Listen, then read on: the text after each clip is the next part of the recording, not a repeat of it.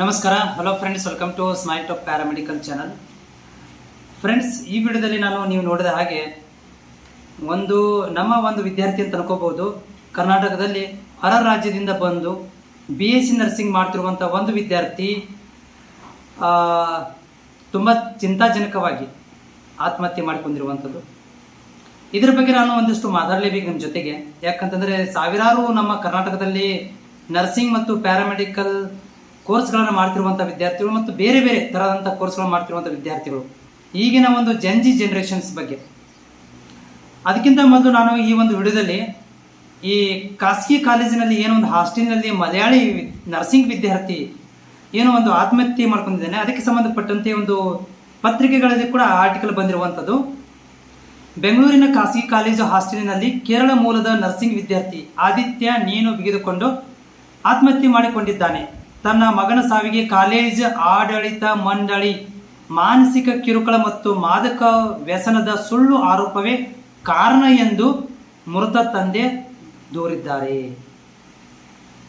Okay, ಏನಾಗಿತ್ತಂದ್ರೆ ಇಲ್ಲಿ ಬೆಂಗಳೂರಿನ ಹೊರವಲಯದಲ್ಲಿರುವಂತಹ ಆನೇಕಲ್ ತಾಲೂಕಿನ ಬೊಮ್ಮಸಂದ್ರದಲ್ಲಿರುವಂತಹ BTL ಕಾಲೇಜಿನ ಹಾಸ್ಟೆಲಿನಲ್ಲಿ ವಿದ್ಯಾರ್ಥಿಯೊಬ್ಬ ನೇಣು ಬಿಗಿದ ಸ್ಥಿತಿಯಲ್ಲಿ ಪತ್ತೆಯಾಗಿದ್ದು ಕಾಲೇಜ್ ಮಂಡಳಿ ವಿರುದ್ಧ ಗಂಭೀರ ಆರೋಪ ಕೇಳಿ ಬಂದಿವೆ. BTL ಕಾಲೇಜಲ್ಲಿ ಆಗಿರುವಂಥದ್ದು ಬೆಂಗಳೂರಲ್ಲಿ.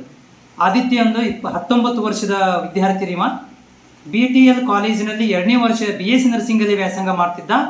ಕಾಲೇಜಿನ ಹಾಸ್ಟೆಲ್ನಲ್ಲಿ ಉಳಿದುಕೊಂಡು ವಿದ್ಯಾಭ್ಯಾಸ ಮಾಡುತ್ತಿದ್ದ ಆದಿತ್ಯ ಬುಧವಾರ, ಅಂದ್ರೆ 2 ದಿನ ಹಿಂದ್ಗಡೆ, ಬುಧವಾರ ತನ್ನ ಕೊಠಡಿಯಲ್ಲಿ ಯಾರೂ ಇಲ್ಲದ ವೇಳೆ ನೇಣು ಬಿಗಿದುಕೊಂಡು ಆತ್ಮಹತ್ಯೆ ಶರಣಾಗಿದ್ದಾನೆ. ಆದಿತ್ಯನ ಸಹಪಾಠಿ ಕೊಠಡಿಯೊಳಗೆ ಬಂದು ನೋಡಿದಾಗ ಈ ದುರಂತ ಬೆಳಕಿಗೆ ಬಂದಿದೆ ಅಂತ ಹೇಳ್ತಾರೆ. ಇದಕ್ಕೆ ಕಾರಣ ಅವರು ತಂದೆ ತಾಯಿ ಹೇಳ್ತಾ ಇರುವಂಥದ್ದು ಕಾಲೇಜ್ ಮಂಡಳಿ ಇದಕ್ಕೆ ಕಾರಣ. ಆಮೇಲೆ ಅವನ ಮೇಲೆ ಇಲ್ಲ ಸಲ್ಲದ ಒಂದು ಮಾದಕ ವಸ್ತುಗಳ ವ್ಯಸನದ ಬಗ್ಗೆ ಆರೋಪ ಮಾಡಿದ್ರು. ಅದಕ್ಕೆ ಅವನು ಮನನೊಂದು ಅವನ ಗೌರವಕ್ಕೆ ಧಕ್ಕೆ ಉಂಟಾಗಿ ಅವನು ಈ ರೀತಿಯಾಗಿ ಮಾಡ್ಕೊಂಡಿದ್ದಾನೆ ಅಂತ ಹೇಳಿ ಅವರ ಪಾಲಕರು ಆರೋಪ ಮಾಡ್ತಾ ಇದ್ದಾರೆ. ಇದರ ಬಗ್ಗೆ ಪೊಲೀಸರು ಈಗ ತನಿಖೆ ನಡೆಸ್ತಾ ಇದ್ದಾರೆ. ಆ ಒಬ್ಬ ವಿದ್ಯಾರ್ಥಿ ಬಗ್ಗೆ ಏನಾಗಿದೆ ಅನ್ನೋದನ್ನ ಅವನು ಕೂಡ ಏನಾದರೂ ಒಂದು ಡೆತ್ ನೋಟ್ ಏನಾದ್ರು ಬರೆದಿದ್ದಾನ ಅಂತ ಹುಡುಕಾಡ್ತಾ ಇದ್ದಾರಂತೆ.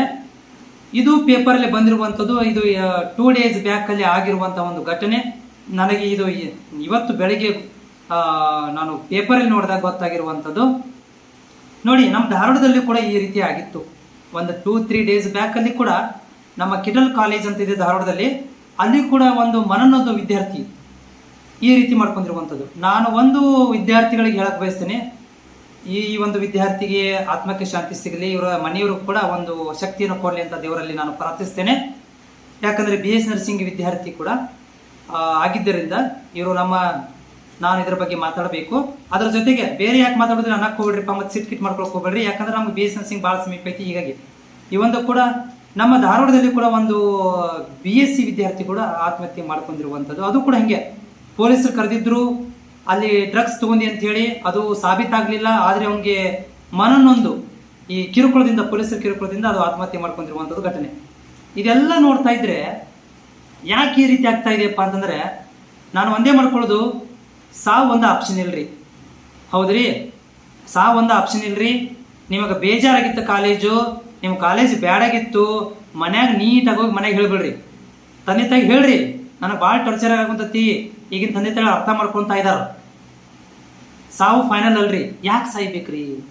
ದೊಡ್ಡ ಜೀವನ ಇದೆ ನಮ್ದಿನ್ನು. ಯಾವನೋ ಒಬ್ಬ ಏನೋ ಹೇಳಿದ ಅಂತ ಹೇಳಿ ಯಾಕೆ ಸಾಯ್ಬೇಕು? ಯಾವನೋ ಒಬ್ಬ ಏನೋ ಹೇಳಿದ ಅಂತ ಹೇಳಿ ಯಾಕೆ ನಾವು ಬೇಜಾರು ಮಾಡ್ಕೋಬೇಕು? ಆ ಏರಿಯಾ ಬಿಟ್ಟು ಬಿಡ್ಬೇಕ್ರಿ, ಅಲ್ಲಿ ಇರಾಕ ಹೋಗ್ಬಾರ್ದ, ಆ ಊರ ಬಿಟ್ಟು ಬಿಡ್ಬೇಕನ್ನ ನಾನು. ನಿಮ್ಮ ಜೀವನಕ್ಕೆ ಅದು ಕೂತು ಬರ್ತದಪ್ಪ ಅಂತಂದ್ರೆ ಆ ಕೋರ್ಸ್ ಬಿಟ್ಟು ಬಿಡ್ರಿ. ಕೂತು ಬರೋದಂದ್ರೆ ಆ ಕಾಲೇಜ್ ಬಿಟ್ಟು ಬಿಡ್ರಿ. ತಂದೆ ತಾಯಿ ಯಾಕೆ ಮೋಸ ಮಾಡಕ್ ಕುಂತೀರಿ? ತಂದೆ ತಾಯಿ ಇದಕ್ಕೆ ಹೊಡ್ಸಿಲ್ಲ ನಿಮಗ. ಅವ್ರ ಮುಂದೆ ಹೇಳ್ಕೊರಿ ನಿಮ್ಮ ಕಷ್ಟಗಳನ್ನೆಲ್ಲಾನು. ಅದನ್ನ ಬಿಟ್ಟುಕೊಟ್ಟು ನೀವು ಈ ರೀತಿ ಅನಾಹುತಗಳನ್ನ ಮಾಡ್ಕೊಳ್ಳೋದು ಸರಿಯಲ್ಲ. ಈಗ ಎಲ್ಲ ವಿದ್ಯಾರ್ಥಿಗಳು ಹೇಳ್ತಾ ಇದ್ದೆ ನಾನು, ಮನೆಗೆ ತಿಳಿಸಿ ಹೇಳ್ರಿ, ನಿಮ್ಮ ಅಣ್ಣಗಳಿಗೆ ತಿಳಿಸಿ ಹೇಳ್ರಿ, ನಿಮ್ಮ ಫ್ರೆಂಡ್ಸ್ ಜೊತೆಗೆ ಮಾತಾಡ್ರಿ, ನಿಮ್ಮ ಪ್ರಾಬ್ಲಮ್ ಶೇರ್ ಮಾಡ್ಕೊಳ್ರಿ. ಒಬ್ಬರೇ ಇರಕ್ಕೆ ಹೋಗ್ಬೇಡ್ರಿ. ರೀಲ್ಸ್ಗಳನ್ನ ನೋಡಕ್ ಹೋಗ್ಬೇಡ್ರಿ, ಅವುಗಳನ್ನ ನಿಮ್ಗೆ ಸೆಂಟಿಮೆಂಟ್ ಕೊಟ್ಬಿಡ್ತಾವು. ಹೌದ್ರಿ? ಆಮೇಲೆ ನಿಮ್ಗೆ ಅದು ಬೇಡಾಗಿತ್ತು, ಆ ಏರಿಯಾ ನಿಮ್ಗೆ ಬೇಡಾಗಿತ್ತು, ಬಿಟ್ಟು ಬಿಡ್ರಿ. ಈ ಘಟನೆ ಮಾಡ್ಕೊಳಕ್ ಹೋಗ್ಬೇಡ್ರಿ. ಕಾಲೇಜ್ ಬೆಳಗಿತ್ತು ಬಿಟ್ಟು ಬಿಡ್ರಿ, ಘಟನೆ ಮಾಡ್ಕೊಳಕ್ ಹೋಗ್ಬೇಡ್ರಿ. ಯಾರೋ ಏನಂದ್ರು ತಲೆ ಕೆಡ್ಸ್ಕೊಳಕ್ ಹೋಗ್ಬೇಡ್ರಿ. ನಿಮ್ ಜೀವನಕ್ಕೆ ಹಾನಿ ಆಗೋಂಗಿದ್ರು ಅದನ್ನ ತಲೆ ಕೆಡ್ಸ್ಕೊಳಕ್ ಹೋಗ್ಬೇಡ್ರಿ. ಆದ್ರೆ ಈ ತರ ಮಾಡ್ಕೊಳ್ಳೋದು ತುಂಬಾ ತಪ್ಪ್ರಿ. ಇದು ನನ್ನ ಪ್ರಕಾರ ಇದು ದೊಡ್ಡ ತಪ್ಪಿದು. ಇದು ಮಾಡ್ಕೋಬಾರ್ದಿತ್ತು, ಮಾಡ್ಕೊಳಕ್ ಹೋಗ್ಬೇಡ್ರಿ. ಯಾಕೆ ಮಾಡ್ಕೋಬೇಕ? ಯಾವನೋ ಏನೋ ಹೇಳಿದಂತ ನಾವ್ ಯಾಕೆ ನಮ್ ಜೀವ ಕೊಡ್ಬೇಕ? ಯಾವ್ರಿ ನಮಗ್ರಿ ನಮ್ ಜೀವ ತಗೊಳವ? ಸಂಬಂಧ ಇಲ್ಲವ, ಅವ್ ಟಾರ್ಚರ್ ಕೊಟ್ಟನಂತೆ. ನೀವ್ ಯಾಕೆ ಟಾರ್ಚರ್ ಮಾಡ್ಕೋಬೇಕು? ಬಿಟ್ಟು ಬಿಡ್ಬೇಕು ಅಲ್ಲಿಂದ ಜಾಗ ಖಾಲಿ ಮಾಡಿಬಿಡ್ಬೇಕು. ಇರಾಕ್ ಹೋಗ್ಬಾರ್ದು. ನಮ್ಗಾದ್ರಿ ನಾವ್ ಅದನ್ನ ಸಹಿಸ್ಕೊಂಡಿರ್ಬೇಕು. ಎಲ್ಲಪ್ಪ ಅಂದ್ರೆ ಅಲ್ಲಿ ಇರಾಕ್ ಹೋಗ್ಬಾರ್ದು. ಈ ತರ ಆಗ್ಬಾರ್ದು. ನನ್ನ ಸಬ್ಸ್ಕ್ರೈಬ್ ವಿದ್ಯಾರ್ಥಿಗಳಿಗೆ ನಾನು ಹೇಳ್ತಾ ಇದ್ದೀನಿ, ನಿಮ್ದು ಅನ್ಮೂಲ್ಯವಾದಂತ ಜೀವನ, ಬೆಸ್ಟ್ ಲೈಫ್. ನಿಮ್ ತಂದೆ ತಾಯಿಗೆ ಬಹಳ ಆಸೆ ಇಟ್ಕೊಂಡಾರ. ಸಾಕ್ತಾನ, ನಮ್ಮ ಕಷ್ಟ ಕಾಲದಲ್ಲಿ ನಮ್ಮ ಜೊತೆಗೆ ಆಗ್ತಾನ, ವಯಸ್ಸಿನ ಕಾಲದಲ್ಲಿ ನಮ್ಮ ಜೊತೆ ಆಗ್ತಾನ, ನಮ್ಗೆ ವಯಸ್ಸಾದಾಗ ನಮ್ಗೆ ಸಾಕ್ತಾನ, ನಮ್ಮ ಮುಂದೆ ಫ್ಯೂಚರ್ ಹೆಲ್ಪ್ ಆಗ್ತಾನ, ತನ್ನ ಫ್ಯೂಚರ್ ಚೆನ್ನಾಗಿ ಮಾಡ್ಕೊಂತಾನ, ಅಥವಾ ಹೆಸರುವಾಸಿ ಆಗ್ತಾನ, ಒಳ್ಳೆ ಸಮಾಜಕ್ಕೆ ಕೊಡುಗೆ ಆಗ್ತಾನ ಅಂತ ಹೇಳಿ ಆಸೆ ಇಟ್ಕೊಂಡ ಹುಟ್ಟಿಸಿರ್ತಾರ್ರಿ, ಆಸೆ ಇಟ್ಕೊಂಡು ಬೆಳೆಸ್ತಿರ್ತಾರ್ರಿ. ಈ ತರ ಮಾಡ್ಕೊಂಡ್ರ ಏನದ ಆಪ್ಷನ್? ಇದು ತಪ್ಪ್ರಿ. ನನ್ನ ಪ್ರಕಾರ ಇದು ತಪ್ಪ್ರಿ. ಈ ತರ ಯಾರು ಮಾಡ್ಕೊಳಕ್ ಹೋಗ್ಬೇಡ್ರಿ. ನಾ ಈ ಒಂದು ಘಟನೆಯಿಂದ ನಿಮ್ಗೆ ಹೇಳ್ತಾ ಇರೋದೇನಪ್ಪಾ ಅಂತಂದ್ರೆ, ಈ ರೀತಿ ನೆಕ್ಸ್ಟ್ ಟೈಮ್ ಆಗ್ಬಾರ್ದು. ಸ್ಪೆಷಲಿ ನಮ್ಮ BS ನರ್ಸಿಂಗ್ ಯಾವಾಗಲೂ ಸ್ಟ್ರಾಂಗ್ ರೀ. ಜೀವ ಬದುಕಿಸೋರು ನೀವೆಲ್ಲ, ಜೀವ ಕೊಡೋರಲ್ಲ.